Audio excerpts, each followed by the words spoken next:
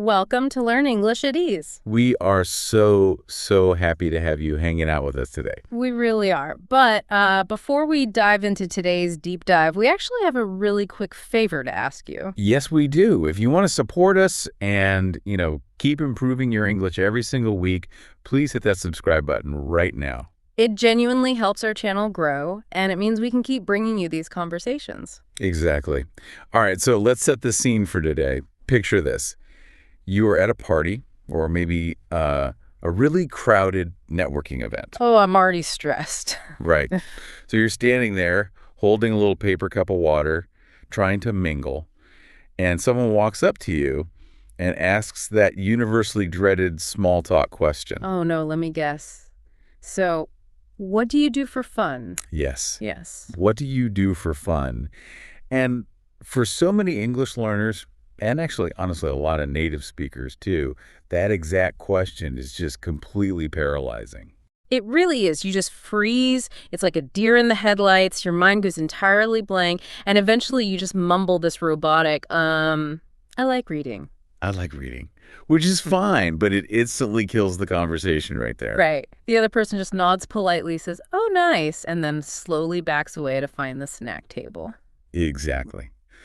But what if you could passionately and, naturally describe your real interests to a native speaker? Today, we are taking a deep dive into how to break out of that robotic small talk. Because our mission today is to decode the exact phrases, the specific grammar structures, and the conversation strategies you need. We want to equip you to talk about your passions dynamically, moving way beyond that beginner-level English. So before we even look at the nuts and bolts of the grammar, we really need to understand how native speakers frame the why behind their hobbies. The why, yeah, that's crucial. Right, because it's never just about the physical activity itself. It's entirely about the feeling that activity provides to you. When I teach this vocabulary, I usually start by categorizing the underlying motivations. Native speakers adopt hobbies to unwind, which basically means to actively decompress after a long, stressful day. Unwind, I love that word. It's like untangling a tight knot. Exactly. Or people do hobbies just to kill time, or maybe to keep fit, or to sharpen the mind. And what's really fascinating is how naturally we use these categories in casual conversation. Oh, totally. Like, okay, take gardening. I love gardening. But when I talk about my garden, I don't focus on the manual labor. I don't talk about digging in the dirt or pulling weeds until my back hurts. Right, because that doesn't sound very fun. No. I focus on being out in the fresh air and the profound feeling of relaxation it brings me. It's literally how I unwind. I actually think it's just pure magic when I watch a tiny little seed slowly grow into this huge tomato plant. See, and I use my love for photography for a very similar psychological reason. I grab my camera to calm down. It helps me escape the stress of a really demanding work week. So the camera is just the mechanical tool. Exactly. The ultimate goal is the stress relief. But, there is a massive difference between treating a hobby as a mere distraction just to kill time on a boring Sunday afternoon versus a true passion where you are actively trying to master a really complex new skill. That is such a good point. So how does the vocabulary shift depending on whether the activity is just for relaxing or if it's for active achievement? Well, there are two really crucial adjective phrases you can use that capture that difference beautifully, and they totally dictate the tone of the conversation. Okay, lay them on me. So if we take your gardening, an activity that is gentle, it's focused, it's peaceful, we would classify that as an absorbing pastime. An absorbing pastime. Wow, that sounds so elevated. Absorbing, like a dry sponge soaking up water. Right. It takes all your attention, but in a very gentle, restorative way. I really like that. Gardening is an absorbing pastime for me. But if the activity requires intense, active achievement like maybe competitive martial arts, or even the highly technical side of my photography where I'm constantly tweaking the shutter speed and chasing the perfect lighting, that becomes a rewarding pursuit. A rewarding pursuit. Yeah, that definitely implies a significant level of effort and chase. A pursuit is something you actively go after. And the reward is that incredible hit of dopamine when you finally get the difficult thing exactly right.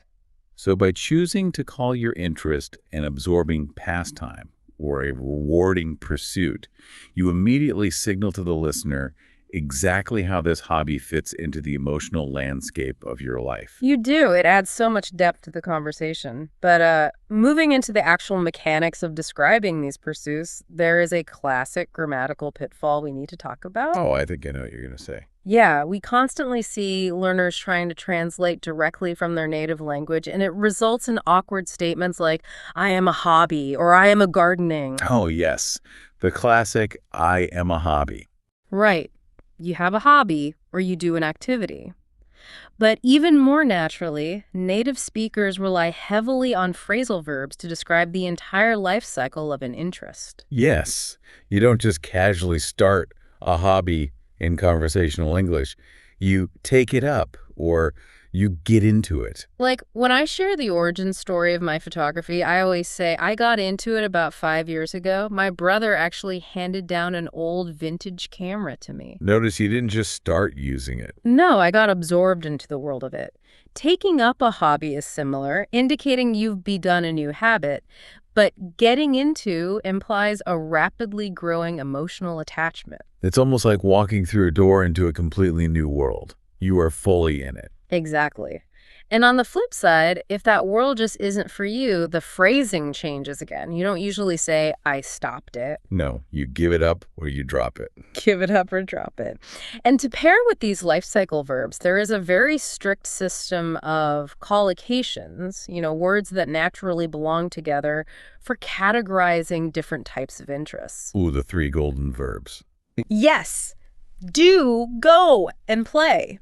This categorization is incredibly helpful for learners trying to visually organize their vocabulary. So how does it work? Basically, if the activity is an art, a craft, or a puzzle, you almost always use do. You do knitting, you do baking, you do crosswords. Okay. But if it is an outdoor pursuit, something requiring you to actually leave the house and move through a physical space, you use go. You go caving, you go skydiving, you go hiking. Right. And then for competitive sports or structured games with rules, it's play. You play soccer, you play chess, you play board games. Hearing you break down these collocations and phrasal verbs, the whole process of building this English vocabulary reminds me of putting together a really complex model airplane. A model airplane. Yeah. Have you ever seen someone build one of those? Oh, you mean the kits with hundreds of tiny gray plastic pieces? Yeah. Yeah, it takes immense patience. Exactly like those. Yeah. Building your English vocabulary is exactly like building that model airplane. You start with this big box of hundreds of tiny, seemingly disconnected pieces. Right. It's highly detailed work. You have to fit the grammar piece perfectly into the vocabulary piece, snapping them together bit by bit, week by week. It takes time. It really does. But if you are consistent, eventually you have this beautiful, complete collection of language skills that you could proudly display the next time you talk to someone. That is the perfect way to look at it, especially since building those models isn't always a smooth, easy ride. Sometimes the pieces snap or you glue the wrong wing on. Oh, totally. And that inevitable frustration actually brings us to the darker side of hobbies. The dark side. The steep learning curve. The steep learning curve. We tend to romanticize hobbies as these purely joyful, stress-free escapes from reality. But a truly rich English conversation involves diving deeply into the struggles. Having the vocabulary to creatively complain about a hobby actually makes you a far more engaging conversationalist than just politely smiling and saying, I love it, it's great. It really does. And you need advanced vocabulary for expressing that exact struggle. So a steep learning curve means the initial stage of the hobby is incredibly difficult, and it requires a massive amount of effort just to understand the absolute basics. It feels like trying to climb a vertical cliff face with no ropes just to get started. Yeah, exactly. Another great word is repetitive for tasks that require doing the exact same boring motion endlessly. And my personal favorite descriptive word, fiddly. Fiddly. Yeah. Going back to the model airplane analogy, that word is absolute perfection. It really is. Fiddly means a task requires very careful, precise, and often really awkward movements with your fingers. Right. It usually involves tiny parts, and it is incredibly easy to make a tiny mistake that just ruins the whole thing. Fiddly, yeah, like when I compare my normal cooking to my baking. Everyday cooking is this relaxed, creative flow where I just throw ingredients in a pan. But Baking is entirely different.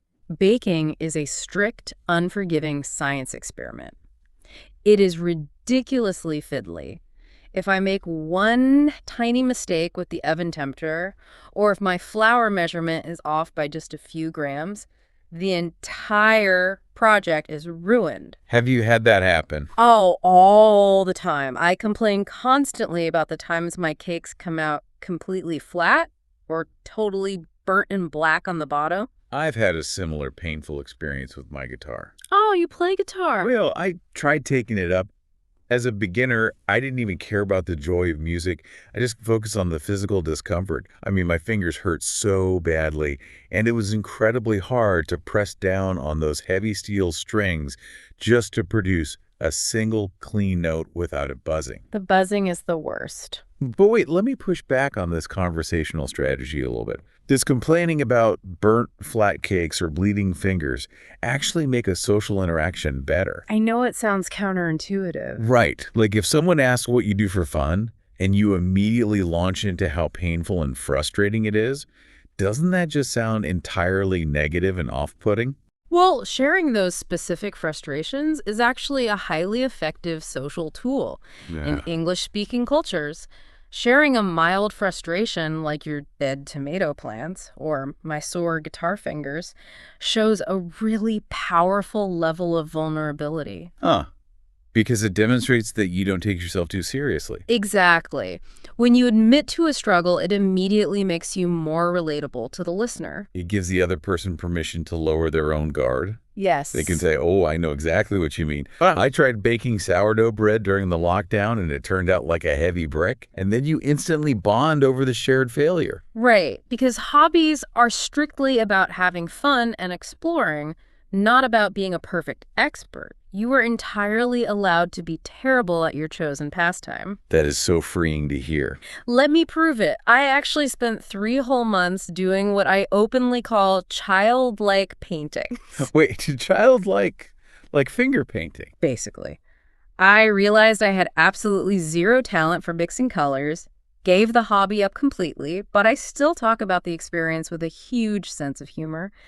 Leaving a hobby because you are bad at it isn't a cultural taboo. It's just another funny, self-deprecating story to share at a party. That shared struggle really is a powerful icebreaker.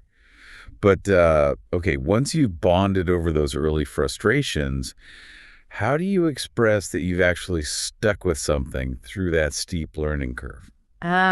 This is where we look at a very specific grammar structure for expressing longevity and commitment. The present perfect continuous tense. The present perfect continuous. Sounds intimidating. It's not, I promise. The pattern is just, I've been doing or I've been playing an activity for a certain amount of time. Notice how much more natural that sounds. Like when discussing your music, you wouldn't just use the simple present and say, I play guitar. You would say, I've been learning guitar for about 8 months now. Exactly. The present perfect continuous does a very specific heavy lifting job there. It bridges the past and the present seamlessly. Right. It signals to the listener, I started this challenging finger-hurting process 8 months ago. I have been actively pushing through the steep learning curve the entire time, and I am still engaged with it today. It shows dedication far better than simply stating, I play guitar. It sounds so incredibly fluid. I have been learning for 8 months. And expressing that dedication often leads to the next phase of a hobby, because hobbies act as massive social bridges. They really do. Joining a local club, like a community photography group or a neighborhood book club, is a great way to meet new people. It gives you a built-in topic of conversation. My relationship with photography is a great example of how flexible this social bridge can be. I can do photography completely alone when I desperately need an absorbing pastime for quiet time away from my coworkers. Right, for the unwinding Well, part. yeah. But I also join group photography walks on the weekends when I want company and want to share technical tips about lenses. The hobby adapts to my changing social battery. That's brilliant. But, for any listeners right now who feel they don't currently have a hobby, I always give this piece of advice. Don't just browse a random catalog of activities online. What should they do instead? Look backward, straight into your childhood for clues. Oh, I love that. Right. Like, what did you naturally gravitate toward before you had a busy, stressful adult life full of responsibilities? I loved playing with my dad's old camera when I was just a kid. See, that childhood curiosity was a dormant seed that directly led to your adult passion for photography when your brother finally gifted you a camera. That's so true. And I also want to make a very firm point to dispel the myth that a hobby has to be a massive financial investment. It absolutely does not have to be an expensive pursuit. Oh, definitely not. People hear the word hobby and they immediately picture like buying a $2,000 set of golf clubs or a sports car. Yeah, but reading fiction via a local public library is entirely free. Going for a jog in your neighborhood park is free. Drawing with a basic pencil on scrap paper is practically free. Taking up a new pursuit is about the investment of time and curiosity, not necessarily a heavy wallet. But what happens when you do invest that time and someone else judges it? Oh, the judgers. You know the type. The people who look down their noses and declare that playing video games is a massive waste of time or that reading fantasy novels is completely pointless. How do you handle that kind of judgment? Honestly, it all comes down to a really empowering conclusion. You have to fundamentally agree with yourself that all hobbies are inherently valuable if they improve your mental health. Yes. If an activity helps you unwind or brings you a sense of peace, its value is entirely justified. And using the exact English phrasing we talked about today lets you confidently defend your interests. You can articulate that your hobby is a rewarding pursuit that helps you decompress and sharpen the mind.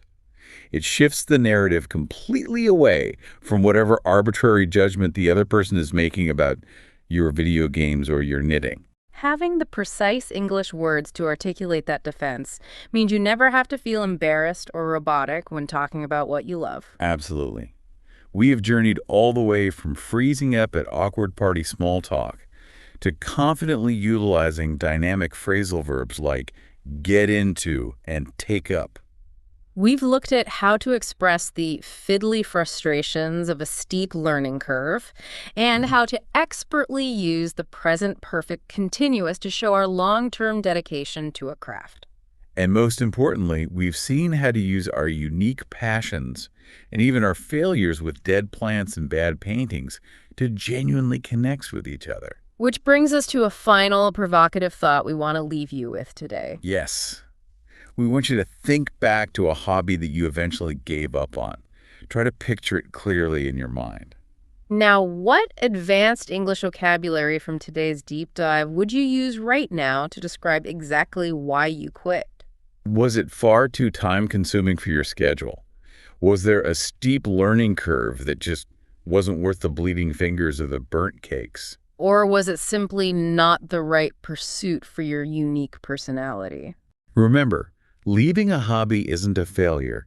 It's just another fascinating chapter in your life story, waiting to be told in your newly expanded English vocabulary. That's beautifully said. Keep exploring those passions, keep practicing your phrasing, and please leave a comment below letting us know what hobby you gave up and why. We read all of them. Thank you so much for hanging out with us today, and we will catch you on the next episode of Learn English at Ease. Bye, everyone. See you next time.